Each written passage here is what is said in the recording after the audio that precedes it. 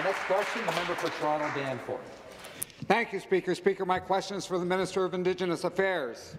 This weekend, the Toronto Star revealed that the Ford government has approved 8 mining exploration permits.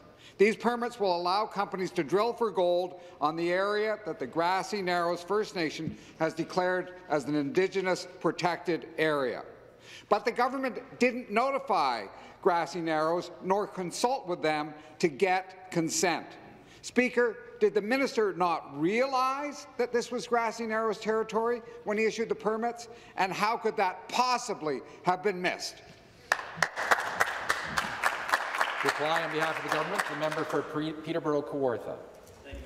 Thank you very much for that question. So it gives me an opportunity to clarify some things. The exploration activity is not actually mining activity. Mining is a multi-step process that we have to go through, and it begins with the exploration permit. But an exploration permit does not allow the exploration company to engage in mine development, construction, or production of the mine.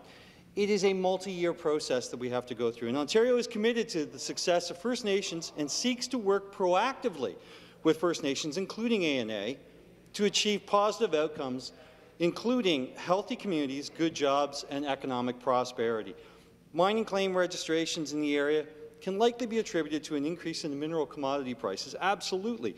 But the overwhelming majority of mining claim registrations and exploration projects do not result in an operating mine. I'll have more to say in the supplementary. Supplementary question. Thank you, Speaker. Again to the minister. That was one of the weakest first answers I've ever heard. Anyway, the people of Grassy Narrows have lived through decades of pain with basic human rights denied and ignored by successive Liberal and Conservative governments. Now the Ford government is ploughing ahead to do even more damage.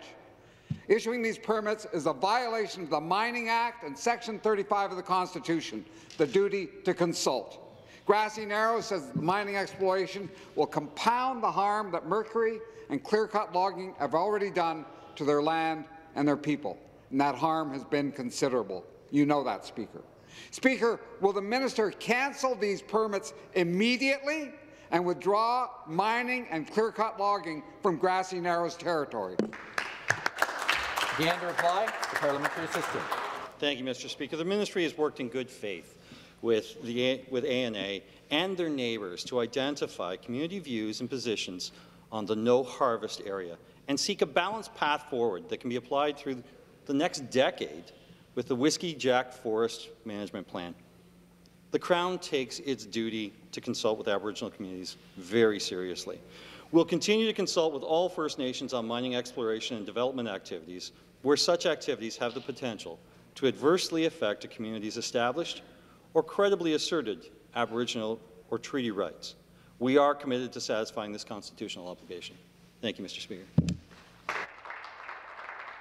Thank you. The next question, the member for Brantford-Brant.